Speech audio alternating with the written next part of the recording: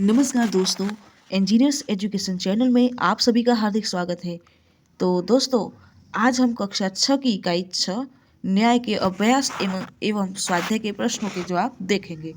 प्रश्न 1, निम्नलिखित प्रश्नों के उत्तर दीजिए। प्रश्न 1, अली ख्वाजा ने मोहरे तेल में क्यों छुपाई होगी? उत्तर, तेल के रंग के कारण मोहरे दिखाई न पड़े, इसलिए अली ख्वाजा ने मोहरे तेल में छुपाई होगी। प्रश्न नंबर 2, मित्र के साथ हमें कैसा व्यवहार करना चाहिए? उत्तर, मित्र के साथ सच्चाई और ईमानदारी से भरा व्यवहार करना चाहिए। मित्र के साथ हमें कभी छल कपट और विश्वासघात नहीं करना चाहिए। प्रश्न नंबर 3, वाजिद और हसन की जगह आप होते तो क्या करते? उत्तर, वाजिद की जगह मैं होता तो अपने मित्र के साथ विश्वासघात न करता। अगर मैं हसन की जगह होता तो मैं भी उसकी तरह घटना की पूरी छानबीन करता और युक्ति से अली ख्वाजा को न्याय दिलाता। प्रश्न 2, नीचे लिखे संदर्भ में कहानी के पात्रों के संवाद कक्षा में बुलवाइए। प्रश्न 1, अली ख्वाजा और वाजिद। जब अली ख्वाजा तेल का घड़ा रखने आया तो अली ख्वाजा और वाजिद जब अली ख्वाजा तेल का घड़ा रखने आया, वाजिद बोला, आओ आओ अली भाई, कहिए क्या बात है? अली ख्वाजा बोले, वाजिद भाई, बात यह है कि अल्लाह के शुक्र से मैं मक्का जा रहा हूँ। सारी तैयारी हो गई है। यह तेल से भरा घड़ा है। मैं चाहता हूँ कि इसे आप अपने यहाँ रख ले। जब मैं वापस आऊँगा तब ले लूँगा। वाजिद बोला, हाँ हाँ, कोई बात नहीं। यह लीजिए मेरे तहखाने की चाबी। वहाँ घड़ा रखाइए। जब लौटे तब वहाँ से ले जाए। अली ख्वाजा बोला, शुक्रिया। प्रश्न 2, अली ख्वाजा और वाजिद का झगड़ा। तो अली ख्वाजा कहते हैं, अरे वाजिद भाई, तेल के इस घड़े में मेरी 500 मोहरे थी, वे इसमें नहीं है। वाजिद बोला, अली भाई, आप हमारे यहाँ तेल से भरा घड़ा रख गए थे, वह के वैसे का वैसा आप वापस आकर ले गए। यह मोहरों की बात कहाँ से आ गई? अली ख्वाजा बोले, मोहरे घड़े के अंदर थी, मैंने उनका जिक्र करने की जरूरत नहीं समझी, लेकिन अभी देखा तो उसमें तेल है पर मोहरे नहीं है। वाजिद बोला, देखिए, आप तहखाने में जिस जगह जैसा घड़ा रख गए थे वैसा आपको मिल गया, इसके सिवा मैं कुछ नहीं जानता। अली ख्वाजा बोले, इसमें मोहरे नहीं है, इसका मतलब आपने मोहरे चुरा ली हैं। वाजिद बोला, अली, एक तो मैंने आपका तेल रखा और ऊपर से चोरी का इल्जाम, शर्म नहीं आती आपको? अली ख्वाजा बोले, शर्म तो तुमको आनी चाहिए दोस्त, और पड़ोसी के साथ धोखाबाजी करते हुए मोहरे चुरा भी ली और अब बड़े साहूकार बनते हो। वाजिद बोला, जो चीज थी ही नहीं उसकी चोरी का सवाल ही पैदा नहीं होता। तुम्हारे इल्जाम लगाने से मैं चोर नहीं बन जाता। प्रश्न 3, हसन ने क्या सूझबूझ दिखाई थी? कक्षा में चर्चा कीजिए और लिखिए। उत्तर, शिक्षक कहते हैं, रमन, हसन ने वाजिद की चोरी पकड़ने के लिए क्या किया? रमन बोला, गुरुजी, वाजिद की चोरी पकड़ने के लिए हसन ने 2 तेलियों को बुलाया। शिक्षक कहते हैं, हसन ने तेलियों को क्यों बुलाया? दीपक, गुरुजी, तेली ही बता सकते हैं कि घड़े से भरा तेल कितना पुराना है। शिक्षक बोला, तो तेलियों ने तेल के बारे में पता कैसे लगाया? सौरभ बोला, गुरुजी, तेलियों ने तेल को चक्कर तथा सूंघ कर बताया कि घड़े में भरा तेल 2 महीने पुराना है। अली ख्वाजा 6 महीने पहले गया था। उसका भरा हुआ तेल होता तो 6 महीने पुराना होता। इसका अर्थ यह हुआ कि वाजिद ने पुराना तेल निकाल कर नया तेल भरा था। पुराना तेल निकालने पर उसे मोहरे जरूर मिली होगी। शिक्षक ने कहा, इस तरह हसन ने बड़ी चतुराई से वाजिद की चोरी पकड़ ली। अब स्वाध्याय के प्रश्नों के जवाब देखेंगे। 1, निम्नलिखित प्रश्नों के उत्तर लिखिए। प्रश्न 1, वाजिद को कैसे पता चला कि बर्तन में मोहरे हैं? उत्तर, वाजिद जब घड़े की सील तोड़कर तेल निकालने लगा तब घड़े से सिक्कों की आवाज आई। उसे लगा कि घड़े में तेल के नीचे कुछ है, इसलिए उसने सारा तेल दूसरे बर्तन में निकाल लिया। इस तरह वाजिद के बर्तन में मोहरे का पता चला। प्रश्न 2, अली ख्वाजा और वाजिद के बीच झगड़ा क्यों हुआ? उत्तर, वाजिद ने अली ख्वाजा के घड़े से तेल निकालने के साथ उसमें रखी मोहरे भी निकाल ली। तेल तो उसने फिर से भर दिया पर मोहरे चुरा ली। अली ख्वाजा ने मक्का की यात्रा से लौटकर अपना घड़ा देखा तो उसमें मोहरे नहीं थी। उसने मोहरों के बारे में वाजिद से पूछा तो वाजिद ने मोहरे चुराने से साफ इनकार किया, इसलिए उन दोनों के बीच झगड़ा हुआ। प्रश्न नंबर 3, खलीफा ने हसन को अपने दरबार में क्यों बुलाया? उत्तर, एक दिन खलीफा अपना वेश बदलकर शहर में घूम रहे थे। एक जगह उन्होंने कुछ लड़कों को न्यायालय का खेल खेलते हुए देखा। वे छिपकर उनका खेल खेलते देखने लगे। जो लड़का न्यायाधीश बना था उसकी समझदारी और निर्णय करने की पद्धति उन्हें बहुत अच्छी लगी। उन्हें लगा कि अली ख्वाजा और वाजिद के झगड़े को यह लड़का सुलझा सकता है। इसलिए उन्होंने हसन को अपने दरबार में बुलाया। प्रश्न 4, तेलियों की बात सुनकर वाजिद क्यों घबराया? उत्तर, तेलियों ने घड़े के तेल को देख चख और सूंघ कर बताया कि वह 2 महीने पुराना है। अली ख्वाजा ने घड़े में 6 महीने पहले तेल भरा था। इससे साबित हो गया कि वाजिद ने अली का तेल निकाल कर बाद में उसने दूसरा तेल भरा। पुराना तेल निकालने पर उसे घड़े में रखी मोहरें जरूर मिली होगी। तेलियों की बात सुनकर अली को लगा कि उसकी चोरी पकड़ जाएगी, इसलिए वह घबरा गया। प्रश्न 5, तेलियों ने कैसे सच्चा निर्णय किया? उत्तर, तेलियों को तेल की अच्छी परख थी। कौन सा तेल कितने समय का है उसे वे आसानी से बता सकते थे। उन्होंने घड़े के तेल को देखा, सूंघा और चखा। उन्होंने बताया कि घड़े का तेल 2 महीने से ज्यादा पुराना नहीं है। इस प्रकार तेल की गंध और स्वाद की पहचान कर तेलियों ने घड़े के तेल के बारे में सच्चा निर्णय किया। प्रश्न 6, वास्तविकता जानने पर खलीफा ने क्या निर्णय किया? उत्तर, हसन के सूझबूझ से तेल के बारे में वास्तविकता का पता चल गया। इससे खलीफा को न्याय के लिए सबूत मिल गया। उन्होंने वाजिद को अली ख्वाजा की मोहरें वापस करने का आदेश दिया। इसके साथ ही उन्होंने विश्वासघात के अपराध के लिए वाजिद को सजा सुनाई। खलीफा ने बुद्धिमान हसन को बहुत सा पुरस्कार दिया। 2, निम्नलिखित वाक्य कौन कैसे किसे कहता है? लिखिए। वाक्य नंबर 1, यह तेल का घड़ा मैं आपके घर रख कर जाना चाहता हूँ। तो अली ख्वाजा ये वाक्य वाजिद से कहता है। 2, आप अपना घड़ा तहखाने में रखाइए। यह वाक्य वाजिद अली ख्वाजा से कहता है। 3, आप काजी की अदालत में जाइए। यह वाक्य लोग अली ख्वाजा से कहते हैं। 4, आप इस घड़े की जांच कीजिए। हसन तेलियों से कहता है। 5, हुजूर मैं तो 6 महीने पहले मक्का की यात्रा करने गया था। तो अली ख्वाजा खलीफा से कहता है। 3, आपने किए हुए प्रवास का वर्णन करते हुए अपने मित्र को पत्र लिखिए। उत्तर, 15 आनंद निवास, कालबा देवी रोड, मुंबई 40000221, 24 दिसंबर 2012। प्रिय मित्र शैलेश, सप्रेम नमस्कार। कल ही मुझे तुम्हारा पत्र मिला। तुम्हारी दीदी की सगाई की खबर पढ़कर बहुत खुशी हुई।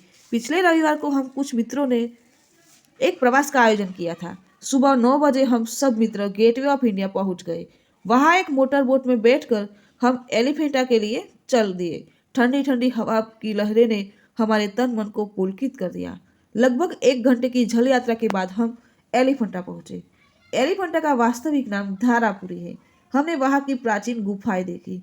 कई गुफाओं में बुद्ध की प्रतिमाएं हैं। एक गुफा में ब्रह्मा, विष्णु और महेश की त्रिमूर्ति है। उसने हम सबका मन मोह लिया। हमने वहां के एक होटल में खाना खाया। कुछ समय अब हमने विश्राम करने और खेलने में बिताया। शाम को 5 बजे हम मुंबई लौट आए। हमारा यह 1 दिवसीय पर्यटन बहुत ही मजेदार रहा। उसकी याद आज भी हमारे मन को प्रसन्न कर देती है। अपने माता पिता से मेरा प्रणाम कहना। शीला दीदी को बधाई। तुम्हारा मित्र सुरेश। ख, क्या तुम्हारे साथ भी कभी कोई ऐसी घटना घटी है कि तुम्हें न्याय के लिए किसी के पास जाना पड़ा हो? इस घटना को विस्तार से लिखिए। उत्तर, एक बार मैं अपनी छोटी बहन मीनल के साथ मेले में गया था। मेला हमारी गली में ही लगा था। माँ ने हम दोनों को 10-10 रुपये दिए थे। मेरे बटुए में 10 रुपये का एक नोट पहले से ही पड़ा था। यह 10 का नोट मिलने पर 10 रुपये के 2 नोट अर्थात 20 रुपये हो गए। मेले में हमने 10-10 रुपये की कुल्फी खाई। मैंने अपना बटुआ खोला और उसमें से एक 10 का नोट निकालकर कुल्फी वाले को दे दिया। मिलन ने अपना बटुआ खोला तो वह खाली था। उसने मेरे बटुए में पड़ा नोट देख लिया था। उसे लगा कि मैंने उसका 10 रुपये का नोट ले लिया है, नहीं तो मेरे पास 2 नोट कहाँ से आए। अपने बटुए में नोट न देखकर मिनल रुआंसी हो गई। बोली, लगता है मेरा नोट तूने ले लिया है। अब मैं कुल्फी का पैसा कहाँ से दूँ? मैंने उसे समझाया कि दूसरा 10 रुपये का नोट मेरे बटुए में पहले से है, पर वह न मानी और मुझे झूठा बताने लगी। मैंने अपने बटुए से नोट कुल्फी वाले को दे दिया और मीनल को लेकर माँ के पास आया। मैंने माँ से कहा, माँ देखो, मीनल मुझे झूठा कर रही है। आपने जो 10 का नोट दिया था वह उसने कहीं गिरा दिया।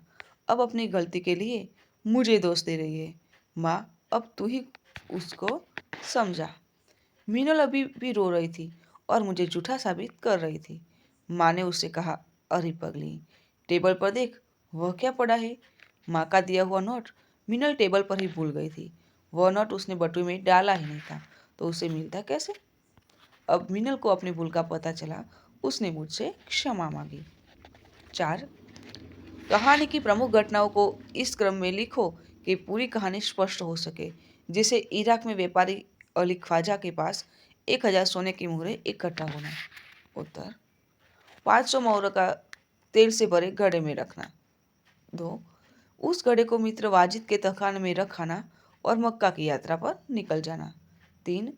जरूरत पड़ने पर वाजिद द्वारा घड़े में से तेल निकालना और मोहरों को चुरा लेना।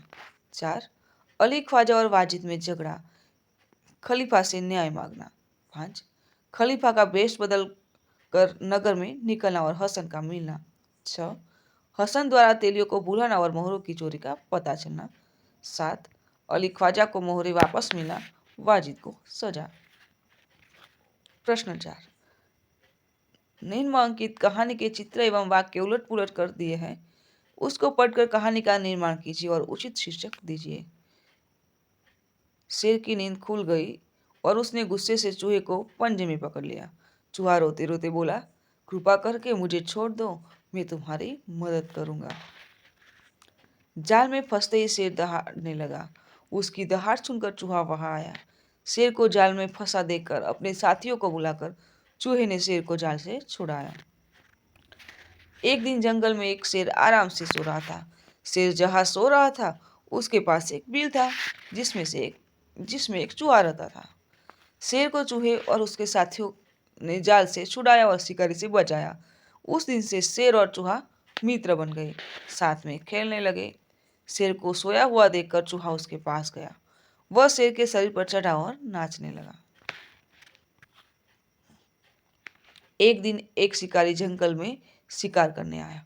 उसने सिंह का शिकार करने के लिए जाल बिछाया। एक दिन जंगल में एक शेर आराम से सो रहा था। शेर जहाँ सो रहा था उसके पास एक बिल था जिसमें एक चूहा रहता था। शेर को सोया हुआ देखकर चूहा उसके पास गया। वह शेर के शरीर पर चढ़ा और नाचने लगा। शेर की नींद खुल गई और उसने गुस्से से चूहे को पंजे में पकड़ लिया। चूहा रोते रोते बोला, कृपा करके मुझे छोड़ दो, किसी दिन तुम्हारी मदद करूंगा। एक दिन एक शिकारी जंगल में शिकार करने आया। उसने सिंह का शिकार करने के लिए जाल बिछाई। जाल में फंसते ही शेर दहाड़ने लगा। उसकी दहाड़ सुनकर चूहा वह आया। शेर को जाल में फंसा देखकर वह अपने साथियों को बुला लाया। उन्होंने जाल काट डाला और शेर को जाल से छुड़ाया। इस तरह चूहे ने शेर को शिकारी से बचाया। उस दिन से शेर और चूहा मित्र बन गए और साथ में खेलने लगे। तो बाल दोस्तों, इस कहानी का शीर्षक मैं दूंगी शेर और चूहा। छोटे भी बड़ों के काम आते हैं, इसका भावार्थ है। प्रश्न 5. निम्नलिखित वाक्य में से क्रियावाचक शब्द ढूंढकर उदाहरण अनुसार वाक्य फिर से लिखिए। उदाहरण है, राधा ने संजीव को पत्र लिखा। तो इसमें से पत्र बनाए कि राधा ने किसको पत्र लिखा। ऐसे पहला वाक्य है, अध्यापक ने बच्चों को कहानी सुनाई। दूसरा वाक्य, रात को कुत्ते भौंक रहे थे। वाक्य 3, वह पटाखे देख रहा है। 4, वेदांत किताब पढ़ रहा है। 5, पता नहीं तन्मय मेरे पास से कब चला गया। 6, आकाश में पतंग उड़ रही है। तो हम क्रियावाचक शब्द देखेंगे। वाक्य नंबर 1, अध्यापक ने बच्चों को कहानी सुनाई। वाक्य, बच्चों को कहानी किसने सुनाई। तो किस सुनाई, उसे क्रियावाचक शब्द बोलते हैं। 2, रात को कुत्ते भौंक रहे थे। वाक्य, कुत्ते कब भौंक रहे थे। तो भौंक रहे थे, उसे क्रियावाचक शब्द बोलेंगे। 3, वह पटाखे देख रहा है। वाक्य, वह क्या देख रहा है। तो देख रहा है पटाखे। 4, वेदांत किताब पढ़ रहा है। तो कौन किताब पढ़ रहा है, यानी पढ़ रहा था वो, क्रियावाचक। 6, पता नहीं तन्मय मेरे पास से चला गया। वाक्य, तन्मय मेरे पास से कब चला गया। तो चला गया है वो क्रियावाचक शब्द। 6, आकाश में पतंग उड़ रही थी। वाक्य है, पतंग कहाँ उड़ रही थी। तो उड़ रही थी, उसे क्रियावाचक शब्द बोलते हैं। प्रश्न नंबर 6, कहानी पढ़िए, उचित शीर्षक दीजिए एवं चर्चा करके प्रश्नों का निर्माण कीजिए तथा उत्तर लिखिए। एक बार राजा कृष्णदेव राय के महल में एक सेवक कांच का खूबसूरत मोर साफ कर रहा था। गलती से उसके हाथ से मोर गिरकर टूट गया। राजा को वह मोर बहुत प्रिय था। जब राजा महल में आया, उन्हें अपना प्रिय मोर दिखाई न दिया। पूछने पर पता चला कि वह टूट गया है। क्रोध में आकर उन्होंने सेवक को 6 महीने के लिए कारागार में डलवा दिया। कुछ दिनों बाद राजा कृष्णदेव राय, मंत्री तेनालीराम और दूसरे दरबारियों के साथ राजा उद्यान में सिपाही एक अपराधी को पकड़कर खड़े थे। खेत के मालिक ने शिकायत की, महाराज, आज यह मेरे खेत से गाजर और मूली उखाड़ कर ले गया। सुनकर राजा बने बच्चे ने चोरी करने वाले से पूछा। उसने गलती मान ली। तब वह बोला, ठीक है, तुम्हें माफ़ी दी जाती है, पर ध्यान रखना कि दोबारा यह गलती न हो। फिर खेत के मालिक से कहा, तुम्हारे नुकसान की भरपाई शाही खजाने से की जाएगी, पर पहली गलती पर भला हम कैसे सजा दें? नाटक देखने के बाद मंत्री ने कहा, महाराज, यह बच्चा तो बड़ा शरारती है, उसे सजा मिलनी चाहिए। तेनालीराम बोले, हाँ महाराज, मेरे विचार से सजा यही हो कि उसे राज दरबार में बुलाकर यह नाटक फिर से दोहराने को कहा जाए। नाटक देखकर राजा कृष्णदेव राय सोच में पड़ गए। तेनालीराम की चतुराई पर वे मन ही मन मुस्कुरा उठे। यह देखकर मंत्री असमंजस में पड़ गए। उसके बाद राजा कृष्णदेव राय बोले, सचमुच तेनालीराम, तुमने ठीक कहा। आज मैं समझा कि न्याय करते समय राजा का मन बच्चे जैसा निर्मल होना चाहिए। अगले ही दिन राजा ने उस सेवक को रिहा करवा दिया। वार्ता का शीर्षक हम देंगे तेनालीराम की चतुराई। अभी हम प्रश्न बनाकर उत्तर लिखेंगे। प्रश्न 1, सेवक से कौन सा अपराध हुआ? उत्तर, सेवक से राजा का प्रिय कांच का मोर टूट गया था। प्रश्न 2, राजा ने सेवक को क्या सजा दी? राजा ने सेवक को 6 महीने के लिए कारागार में डलवा दिया।